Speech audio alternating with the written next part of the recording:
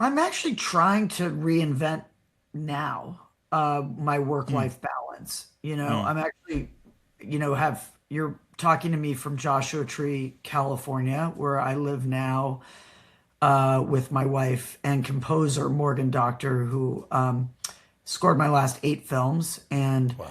um, we have an incredible working relationship, like a great collaboration, and it's really funny because we used to live in Altadena in a beautiful home that I felt so grateful to live there and loved my town so much. And it burned down the whole town and the house in January of last year in the LA fires. And so that in and of itself is a forced reinvention. Yes. You know, It's I like got it's like you knew where my segue was going, Andy. How dare you? the old Marie Kondo trick. I got Yeah. that times 1 million trillion, where I had no choice in the matter, and Oh boy. everything is gone because I was in Europe filming a movie about the Holocaust, which Yeah. talking to you from my Avid. I am literally finishing a cut by tomorrow. Um, and really, Fantastic. really, really proud of it. Yeah, it's something that I have felt that I should do for a long time as a Jewish person. And, you probably know if you've seen Last Flight Home about Yeah. my sister, Rachel Timoner, and that film there, All God's Children, is about, Children.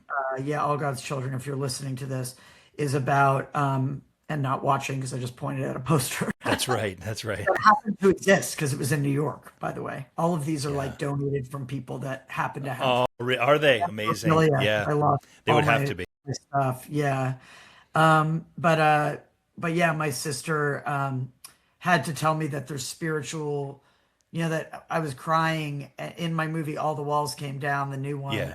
about the fires. I was actually weeping Yeah. about my lost things. And some of them that I can't replace, like the cards from my son and the love letters, and especially the scrapbooks of my father, who will have passed 5 years ago on Tuesday, March 3rd. And he's the subject of my film Last Flight Home, which is easily the most important film I've made.